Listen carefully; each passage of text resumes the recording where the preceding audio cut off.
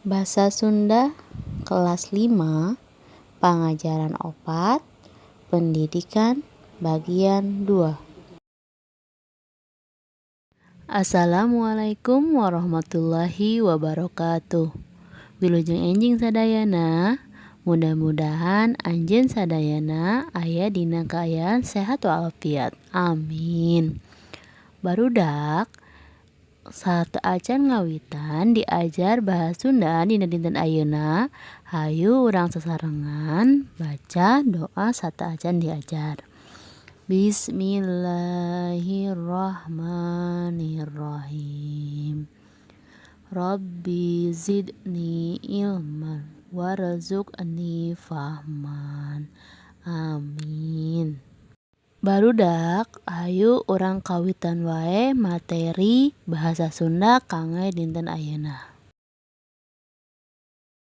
Materi anu kahiji nyaeta nulis ringkesan carita atau menulis ringkasan cerita. Cara nulis ringkesan carita geus diajarkeun ka hideep di pangajaran 3. Jadi cara menulis ringkasan cerita itu sudah diajarkan kepada kalian di pengajaran ketiga. Nah, sekarang kita akan mencoba membuat ringkasan cerita dari sebuah cerita. Nah, perhatikan contohnya.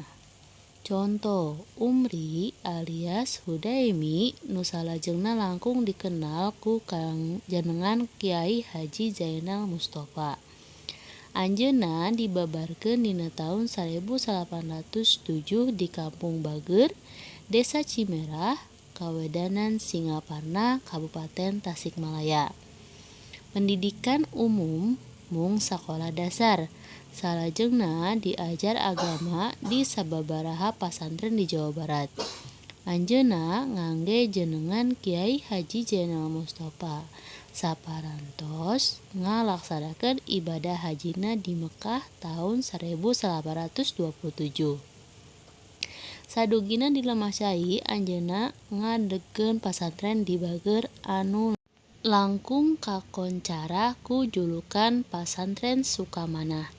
Di ieu pasantren salian tiba di bag-bagan agama didugikeun oge sumanget kabangsaan. Nah, dari paragraf tersebut kita dapat membuat ringkasan cerita atau tingkasan cerita seperti ini. Kiai Haji Zainal Mustofa dibabarkeun dina taun 1907 di Tasikmalaya. Pendidikan umum sakola dasar. Ngangge jenengan Kiai Haji Zainal Mustofa saparantos ngalaksanakeun ibadah haji tahun 1827. Ngadegkeun pasantren Sukamanah. Di pasantren didugikeun sumanget kabangsaan. Nah, jadi membuat ringkasan cerita itu kita menulis pokok-pokok atau inti-inti kalimat dari paragraf yang ada. Jadi kita harus pahami dulu isinya apa dari sebuah paragraf tersebut, kemudian kamu tulis poin-poinnya, dibuatnya menjadi sebuah kalimat. Jadi nanti akan terbuat sebuah ringkasan cerita. Selanjutnya, Miss contohkan salah satu pancennya. Pek jieun tingkesan carita tina paragraf-paragraf di handap ieu. A.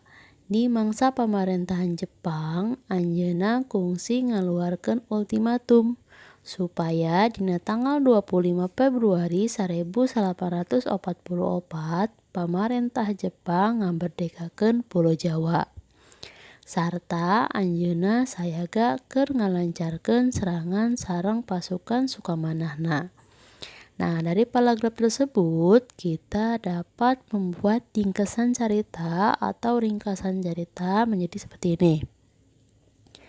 Dina tanggal 25 Februari 1844 pamarentah Jepang ngamberdekakeun Pulo Jawa. Nah, untuk poin B-nya silakan nanti kamu coba kerjakan sendiri, dibaca paragrafnya dan temukan pokok pikirannya, kemudian buat ringkasan ceritanya. Materi kedua yaitu nulis deskripsi atau menulis deskripsi. Nulis deskripsi hampir sarua jeung nyarita deskripsi nu geus diguar di pangajaran hiji. Nyaeta nulis dumasar kana hal anu ditempo atawa dirasakeun luyu jeung kaayaan nu sabenerna. Ngan bedana dina nyarita leuwih diutamakeun dina basa lisan, sedengkeun dina nulis ngutamakeun basa tulisan.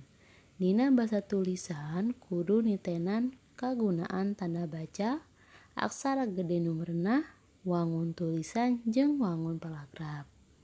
Artinya bahwa menulis deskripsi itu hampir sama dengan bercerita deskripsi yang sudah dipelajari di pengajaran 1, yaitu menulis berdasarkan pada hal yang dilihat atau dirasakan sesuai dengan keadaan yang sebenarnya.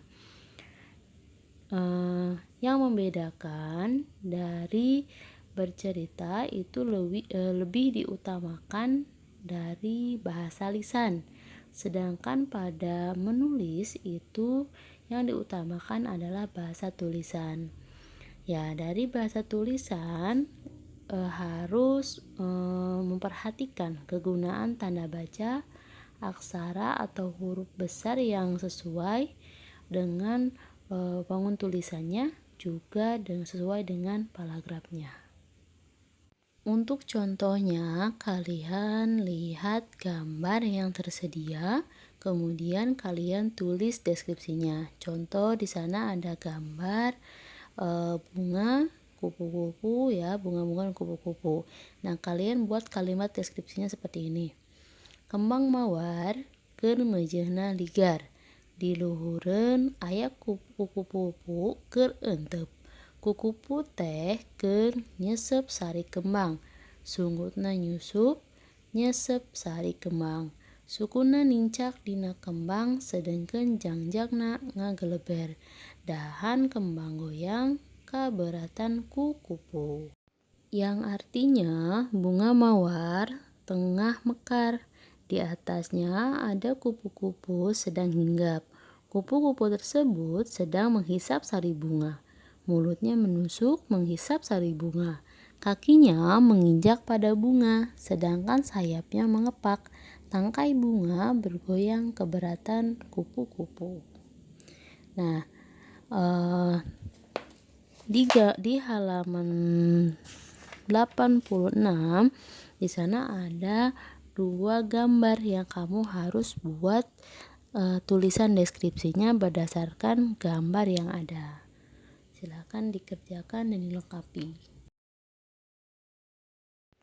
Selanjutnya pancen, silakan kalian kerjakan. Yang pertama halaman 84 hanya poin B, halaman 86 poin A dan B, dan yang terakhir adalah evaluasi bab 4. Nah, yang harus kalian kumpulkan itu adalah evaluasi bab 4 ya, untuk nilai tugas kalian. Ya, sekali lagi yang dikumpulkan adalah soal evaluasi bab 4. Jika sudah selesai, dikumpulkan dan dikirim ke Miss. Alhamdulillah, materi kanggo dinten ayeuna paratos sengse. Mangga dipelajari materina sareng dikerjakan soal-soal latihanana. Nah, sarta acan ditutup, hayu urang ngadoa sasarengan. Bismillahirrahmanirrahim. Allahumma arinal haqqo haqqan warzuqna ittiba'ah wa arinal batila batilan warzuqna ijtinabah. Hatur nuhun kana perhatosanana. Bis tutup. Wassalamualaikum warahmatullahi wabarakatuh.